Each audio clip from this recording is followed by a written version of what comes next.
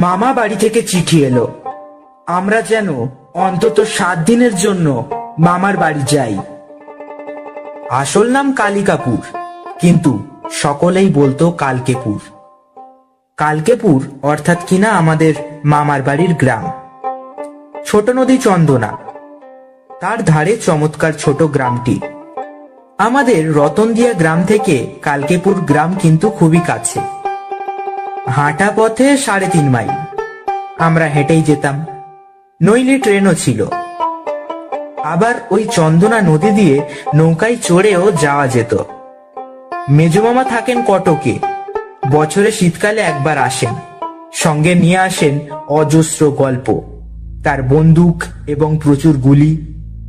আরো আনেন কলকাতার সেরা সেরা সব বড়দিনের খাবার, কেক, পেস্ট্রি, এইসব। তাছাড়া বাড়িতেই কত রকম মাছ পাওয়া যেত, নদী থেকে ধরা টাটকা মাছের রাশি। অনেক সময় অত মাছ খেতে খেতে অরুচি ধরে যেত।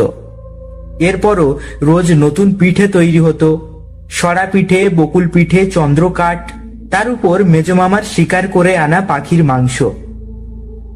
জলে চড়া পাখি, ছোট স্নাইপ থেকে শুরু করে বড় পাখি গগন ভেড়া। 40 বছর আগে দেশে এখনকার মতো জঙ্গল কমে যায়নি। পাখি তো ছিলই প্রচুর, তাছাড়া আমাদের গ্রামের আশেপাশে বাঘও এসে পড়তো শীতকালে কখনো সখনো। কিন্তু মামার বাড়ির চিঠি পড়ে আমরা সেবার যতখানি উৎসাহিত হয়ে উঠেছিলাম ততখানি না হলেও চলতো। সেবার সবই কেমন যেন উল্টো পাল্টা ঘটে গেল, অবিশ্বাস্য সব ঘটনা। এখনো সবটা যেন ঠিক মতো বিশ্বাস হয় না। এটাও ঠিক, সব কথা গুছিয়ে বলতেও পারি না। অনেকদিন আগে যা ঘটেছে তার সবটা মনে নেই। আবার যেসব ঘটনা ঘটেনি, কেউ কেউ সে কথা বলায় সেগুলো যেন ঘটেছিল বলেই মনে হয়। যাই হোক, আমরা একটা কথা আগেই জানতাম, সেটা হলো দাদা মশাই সেই যে পুজোর পর দেশ ভ্রমণে বেরিয়েছিলেন, তারপর থেকে 2 মাসের উপর হয়ে গেল তিনি ফেরেননি। প্রথম সপ্তাহে তার 2টো চিঠি এসেছিল। একটা এসেছিল বেনারস থেকে।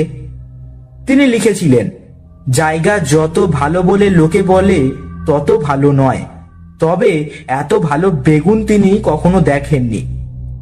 তারপর 1 পাতা ধরে সেই বেগুনের বর্ণনা ছিল। এর পরের চিঠি এসেছিল কাশ্মীর থেকে। তিনি লিখেছিলেন, চমৎকার জায়গা, তবে বেগুনের অভাব খুব বোধ করছেন। তারপর বেগুন না থাকায় তার কিরকম যে কষ্ট হচ্ছে সেটা জানিয়েছিলেন 2 পাতা ধরে। ওই চিঠির শেষে লিখেছিলেন, এবারে যাবার সময় বেনারস থেকে 2 ঝুড়ি বেগুন আর 1 প্যাকেট বেগুনের বিচি নিয়ে যাব। ব্যাস, তারপর 2 মাস আর খবর নেই। তারপরও বেশ কয়েকদিন কেটে গেল। বাড়ির লোকেরা সাধারণত দাদা মশাইয়ের জন্য চিন্তা তেমন করে না। খেয়ালি মানুষ, কোথাও হয়তো কিছু শিখছেন, হয়তো রাজস্থানে বসে হাতির দাঁতের কাজ শিখছেন, কিংবা মোরাদাবাদে পেতলের কাজ। একবার তো মাদ্রাজে গিয়ে ছবি আঁকা শিখে এসেছিলেন তিনি। তাছাড়া শান্তিনিকেতনে গিয়ে কবিতা লেখা শেখা যায় কিনা তা জানতে চেয়ে চিঠিও দিয়েছিলেন তিনি। কাকে আবার? স্বয়ং রবীন্দ্রনাথকে। সে চিঠির উত্তর এসেছিল কিনা তা আমরা জানি না, বোধহয় আসেনি। এলে নিশ্চয়ই আমরা জানতে পারতাম। যাই হোক, বাড়ির লোকেরা যখন দুশ্চিন্তা শুরু করেছে, এমন সময় একটা চিঠি এলো তার কাছ থেকে। তাতে তিনি জানিয়েছেন তার আসার তারিখ। বেনারস থেকে তিনি লিখছেন, এখানে বেগুনের জন্য এসেছিলাম, কিন্তু বেগুন কেনা সম্ভব হয়নি। হরিদাস বেগুন খায় না। বেগুনের নাম শুনলে তেলে বেগুনে জ্বলে ওঠে। তাছাড়া কেবল খায় না তা নয়, বেগুনের গন্ধ পর্যন্ত সহ্য করতে পারে না। তারপর যেন নেহাত না লিখলেই নয় এমন ভাবে লিখেছেন, হরিদাস আমার বন্ধু, হরিদাস সাধু, ওর সঙ্গে আমার প্রথম পরিচয় হয়েছিল আসামে, বছর 15 আগে। সে আমার সঙ্গে যাবে, এখন থেকে সে কালকেপুরেই থাকবে। ওর জন্য রোজ 1 সের করে মাছ লাগবে, যে কোনো ধরনের মাছ হলেই চলবে, ছোট কাঁচা মাছই ওর পছন্দ। তারপর লিখেছেন, স্টেশনে যেন 10 লোক থাকে, আমার সঙ্গে একটা কাঠের বড় বাক্স থাকবে। ঠিক সেই তারিখের আগের দিনই আমরা কালকেপুরে পৌঁছালাম। দেখলাম মেজমামা এসেছেন। খাবার দাবারও প্রচুর, কিন্তু বাড়িতে তেমন আনন্দের আবহাওয়াটা নেই। মেজমামা বাইরের ঘরে বসে চমৎকার গন্ধওয়ালা তেল দিয়ে বন্দুক পরিষ্কার করছেন দেখলাম। আমাদের দেখে বললেন, আয় আয় বস। তারপর 2 মিনিট চুপচাপ থাকার পর বললেন, যা ভেতরে যা। ভেতরে গিয়েও দেখি বাড়ির মধ্যে কেমন যেন একটা অশান্ত ভাব। ছোট মামাকে ডেকে জিজ্ঞাসা করলাম, বাড়ির সবাই এমন গম্ভীর হয়ে রয়েছে কেন রে? ছোট মামা বলল, মন্দিরের ওখানে গিয়ে বলবো, এখানে নয়। ছোট মামা মন্দিরের সিঁড়িতে বসে সব কথা বলল। সেই চিঠির কথা পর্যন্ত বলে চুপ করল। আমি বললাম, তাতে আর কি হয়েছে, জন 10 লোক নিয়ে স্টেশনে গেলেই চুকে যায়। তখন ছোট মামা যা বলল তাতে আমার একেবারে মাথা ঘুরে উঠল। ছোট মামা বলল, চিঠিটায় একটা খটকা আছে, বুঝতে পেরেছিস? খটকা? আমি প্রশ্ন করলাম। চিঠিটা পড়ে তোর কোনো রকম অস্বাভাবিক ব্যাপার মনে হয়নি? আমি বললাম, কই না তো, দাদু বন্ধু নিয়ে আসছেন, এটার মধ্যে খটকা কিছু তো লাগছে না। তবে একটা বড় বাক্স আনছেন দাদু, সেটাতে একটু খটকা লাগছে। ঠিক ধরেছিস। আর কিছু? আরো খটকা লাগার কিছু আছে নাকি ওতে? তুই একটা বোকা। না, আমি বোকা নই। আমি দৃঢ়ভাবে বললাম, আমি বোকা হব কেন? এবারে অঙ্কে 100-র মধ্যে তো 80-র উপর পেয়েছি, বাংলায় পেয়েছি 70-এর কাছাকাছি, সেও 100-র মধ্যে। আরে সে কথা না, ওই চিঠির মধ্যে আরো একটা মুশকিলের ব্যাপার আছে, তোর মাথায় ঢুকছে না তো। আচ্ছা তাহলে বলেই দি, ওই যে চিঠিতে আছে না, বাবার বন্ধু মাছ খাবেন রোজ 1 সের করে। তা মাছ কি এমন খারাপ বস্তু কিছু? আরো 1 সের মাছ আমিও খেতে পারি, ছোট মামা বলল। কাঁচা? আমার তখন ব্যাপারটা মাথায় ঢুকলো। তাই তো, দাদুর বন্ধুর জন্য কাঁচা মাছ লাগবে রোজ 1 সের করে। হ্যাঁ, তাই কথাটা দুশ্চিন্তারই বটে। দাদুর বন্ধু হরিদাস সাধু, তিনি খাবেন কাঁচা মাছ, ভাবনারই বটে। কিন্তু তারপর ছোট মামা যা বলল তাতে আমার চুল খাড়া হয়ে উঠল, হাত পা জমে গেল ভয়ে। ছোট মামা বলল, বাবার বন্ধু হরিদাস কাকা গত মাসে মারা গেছেন বেনারসে, জলে ডুবে। আমার আর কথা সরে না, ওই বলেই চুপ মেরে যাই। তারপর অনেকক্ষণ পর আমার মুখ দিয়ে মাত্র একটা বাক্য বেরোয়, সর্বনাশ। ঠিক তাই, দারুণ সর্বনাশ। বাবার বন্ধুর মৃত্যু সংবাদ খবরের কাগজে বেরিয়েছিল, তার ছবিও ছাপা হয়েছিল। বড় সরকারি চাকরি করতেন তিনি, আবগারি বিভাগে। বদলির চাকরি, কখনো থাকতেন হুগলি, কখনো বা বিহারের পূর্ণিয়ায়, কখনো বা নাসিকে। বিরাট চেহারা ছিল তার, 6 ফুটের ওপর লম্বা ছিলেন, আর বেশ মোটাও, ভীমের মতো গোঁফও ছিল। আমার ভয় করছে রে ছোট মামা, আমি কাঁপতে কাঁপতে বললাম। তোর দোষ কি? বর্দা পর্যন্ত ভাবছে সকলে মিলে বাড়ি ছেড়ে কোথাও চলে গেলে কেমন হয়। তবে মেজদা বলছে অনেক বাঘ ভালুক শিকার করেছি, এবার একটা ভূতকে অন্তত 2টো বুলেট মেরে দেখব কেমন ফলাফল দাঁড়ায়। বাড়ির আর সবাই সর্বদাই ঠক ঠক করে কাঁপছে। আমি বললাম, তা শীত পড়েছে বটে খুব, কাঁপতে আমারও ইচ্ছে হচ্ছে রে ছোট মামা। শীতে না ভয়ে? কি? ছোট মামা বলল। সহজ প্রশ্ন, ভয়ে কাঁপতে ইচ্ছে করছে না শীতে? শীতেই কাঁপতে ইচ্ছা করছে। না, ভয়েই কাঁপতে ইচ্ছা করছে, তবে বলতে ইচ্ছা করছে শীতে কাঁপতে ইচ্ছা করছে। ব্যাপার খুব সাংঘাতিক, মেজদার দৃঢ় বিশ্বাস হরিদাস কাকার জলে ডুবে একেবারে সরাসরি গঙ্গা প্রাপ্তি হলেও তার আত্মা অতৃপ্ত থেকে গেছে, সদ্গতি হয়নি। অর্থাৎ কিনা তার বাড়ির কেউ বোধহয় ঠিক মতো শ্রাদ্ধ শান্তি করেনি বা গয়ায় পিণ্ডি দেয়নি। হ্যাঁ রে ছোট মামা, গয়ায় পিণ্ডি দিলে কি হয়? কিছু পৈতেধারী অসংস্কৃত মনস্ক ব্যক্তির মুনাফা হয়, আর কি হবে? কথাটার মানে বুঝিয়ে বলবি একটু?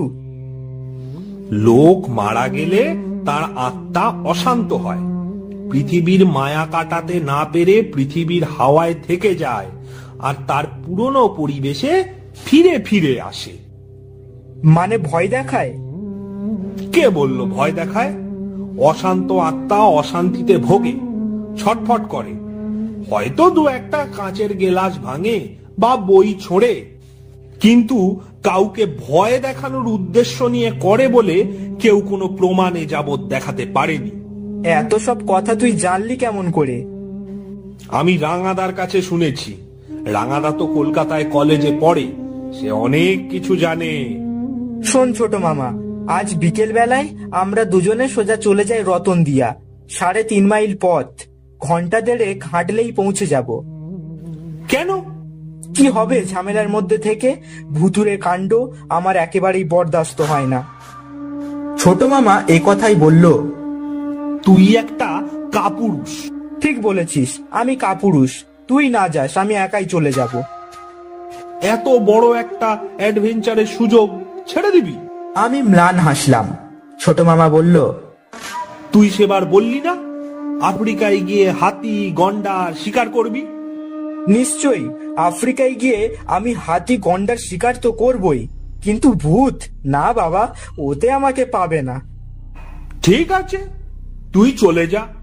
তারপর আমরা যখন হরিদাস কাকার সঙ্গে কথা বলবো, পরকালের কথা জেনে নেব, তখন বলিস না ইস ইস তোরা কি লাকি।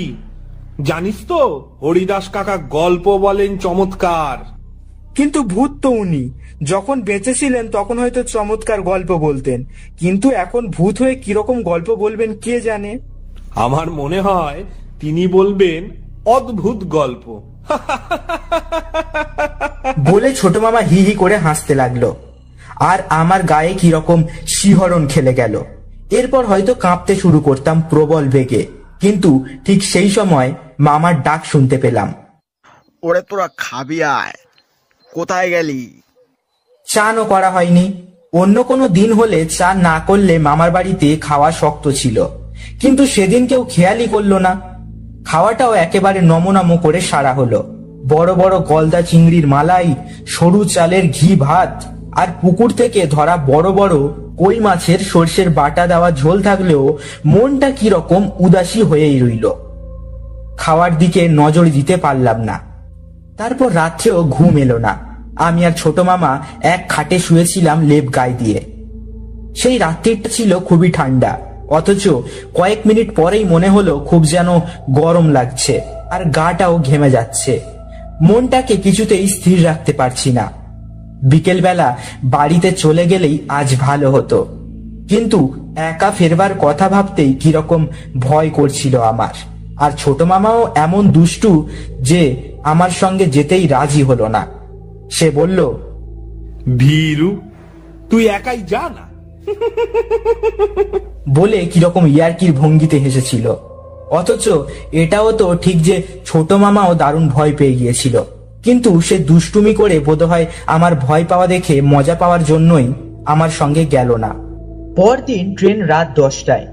আমরা একদল গিয়েছি পাংশা স্টেশনে, যদিও স্টেশনে যাওয়ার ব্যাপারে পই পই করে বারণ করা হয়েছিল, আর ভয় পেলেও আমিও কৌতূহলের জন্যই গিয়ে উপস্থিত হয়েছিলাম। স্টেশনে ট্রেন ঠিক সময় থামতেই দাদা মশাই নেমে পড়লেন ট্রেন থেকে। তারপর ছুটতে লাগলেন ট্রেনের শেষ দিকে। সেখানে একটা মালগাড়ি থেকে নামানো হলো বিরাট একটা কাঠের বাক্স। সঙ্গে আর কাউকে দেখতে পেলাম না। দাদা মশাই বললেন, এই বাক্সটাকে যেন যত্ন করে নিয়ে যাওয়া হয়। অবশ্য নিয়ে যাওয়ার কোনো ভাবনা ছিল না। কেননা বড় মামা এবং মেজ মামা 10 জন লোক এজন্য সংগ্রহ করেই রেখেছিলেন। তারা বড় কয়েকটা বাঁশ এনেছিল সঙ্গে। সেই বাঁশগুলি পাশাপাশি আর কয়েকটা ছোট বাঁশ আড়াআড়ি রেখে দড়ি দিয়ে ভালো করে বাঁধতেই সেটা বেশ একটা শক্ত মাচার মতো হলো। তার উপর সকলে মিলে ধরাধরি করে বাক্সটিকে বসানো হলো। এই বাক্সটিকে আনার জন্য যাদের নিয়ে যাওয়া হয়েছিল তারা তো আর জানে না ওই বাক্সে কি আছে। তারা জানলে আর তাদের দিয়ে ওই বাক্স টানানো যেত না। যাই হোক, বাক্স নিয়ে আমরা নির্বিঘ্নেই রওনা দিলাম। কেবল দেখলাম মেজ মামা বন্দুকে গুলি ভরা আছে কিনা দেখে নিল, আর বড় মামা দাদামশাইয়ের সঙ্গে উত্তেজিত ভাবে কি বলল সেটা ভালো করে বোঝা গেল না অবশ্য। তারপর আমরা প্রায় 20 লোক বাড়ির দিকে রওনা হলাম। দুজন দুটো লণ্ঠন নিয়ে সামনে সামনে চলল পথ দেখিয়ে। তারপর বাক্সটিকে বাঁশের মাচার উপর রাখা, সেই অবস্থায় জনাদশেক বয়ে নিয়ে চলেছে, যেন বিসর্জনের জন্য প্রতিমা নিয়ে যাওয়া হচ্ছে। বাক্সের কাছেই দাদামশাই রয়েছেন, তার পিছনে আবার দুজনের হাতে লণ্ঠন। মেজ মামা বন্দুক হাতে চলেছে লণ্ঠনধারীদের ঠিক পেছন পেছন, আর বাকিরা সব পেছন পেছন চলেছি।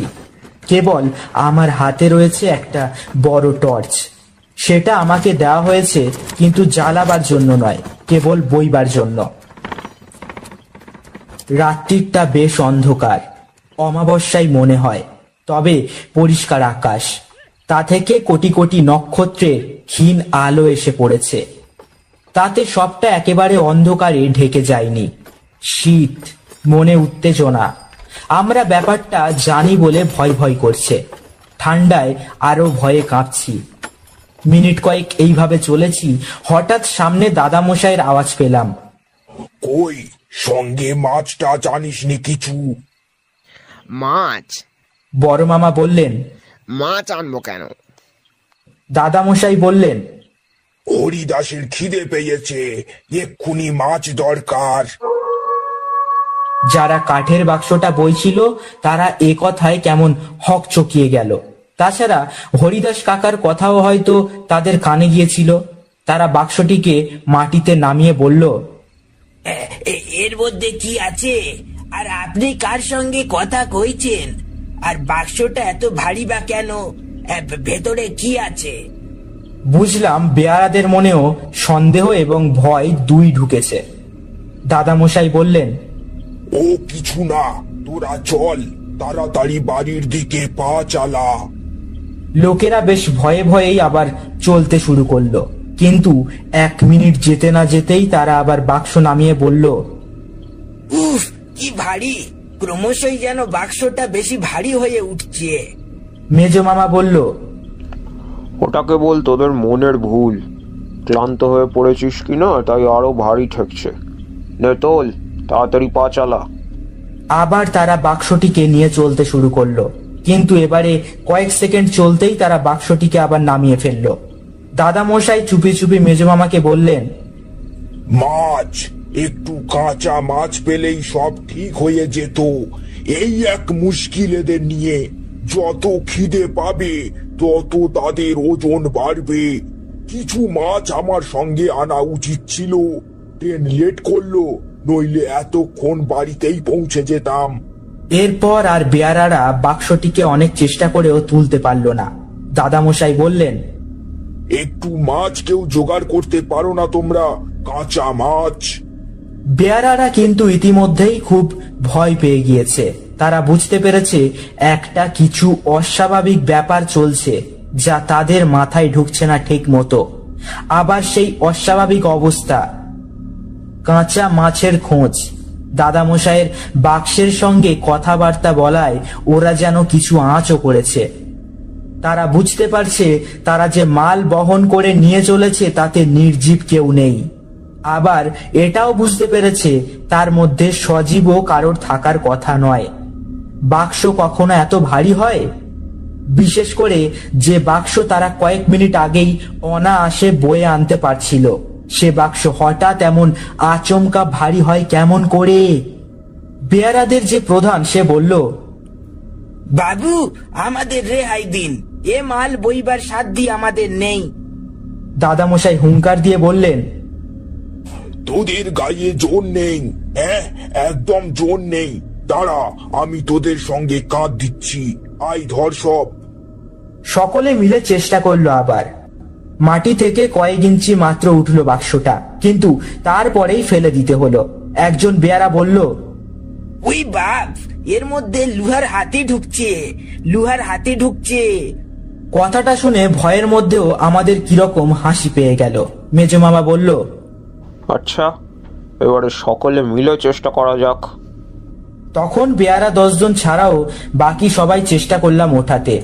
এবারে অবশ্য ওঠানো গেল এবং আমরা এবারে খুব তাড়াতাড়ি চলতে লাগলাম। এবার যেন আমরা উড়ে চলেছি, মুহূর্তে পার হয়ে যাচ্ছি অনেকটা করে পথ। এইভাবে বোধহয় 2 মিনিট কিংবা 3 মিনিট গেল। এবারে এসে পড়লাম চন্দনা নদীর কাছে। আর বেশি দূরে নয়, চন্দনা নদী পার হলেই আমাদের গন্তব্যস্থান। নদীর ধারে আমরা বাক্সটিকে নামালাম। রেল ব্রিজের ওপর দিয়ে নদী পার হব না, একটু দূরে গিয়ে কম জলে হেঁটে নদী পার হব, এই নিয়ে যখন কথা হচ্ছে তখন একটা আশ্চর্য ব্যাপার ঘটল।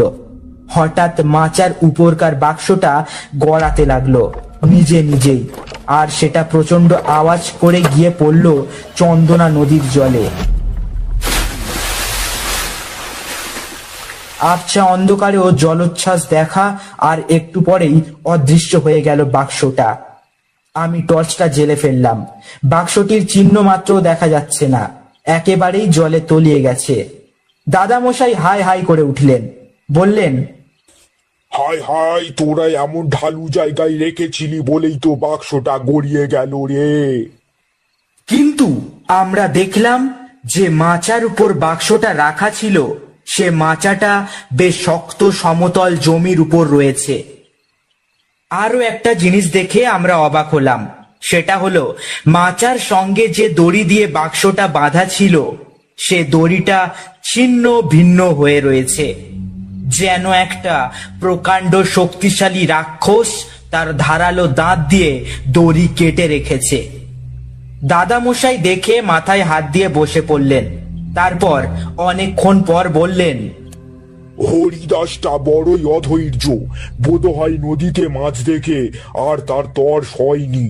যাক, কি আর করা যাবে, সব বাড়ি চল, কাল এসে খুঁজে টুজে দেখা যাবে বাক্সটা। সে রাত্রিরে আমরা বাড়িতে ফিরলাম বটে, কিন্তু সমস্ত রাত একেবারেই ঘুম হলো না। পরদিন ভোর হতে না হতেই আমরা সব নদীর ধারে গেলাম। দাদামশাই 2-4 জন পাকা সাঁতারুকে জলে নামালেন এ ঠান্ডার মধ্যেই, কিন্তু তারা অনেক খুঁজেও বাক্সটা খুঁজে পেল না। বড় মামা বললেন, বাঁচা গেল। মেজো মামা বললেন, বাঁচা গেল। আর আমরাও সকলে তাই বললাম। কিন্তু দাদামশাই বললেন, মাছের লোভে হরিদাস জলে ডুবে মরল। কিন্তু তা কি সম্ভব? হরিদাস তো আগেই মারা গেছে, কেউ কি দ্বিতীয়বার মরে? আর যদি বাক্সে হরিদাসের ভূতই ছিল, তাহলে ভূতের আবার মৃত্যু কি সম্ভব? কে জানে। তবে আমরা এরপর আর চন্দনা নদীতে চান করতে যাইনি। যদি ধরো হরিদাস কাকা যদি যাক, সব কথা স্পষ্ট করে বলা যায় না।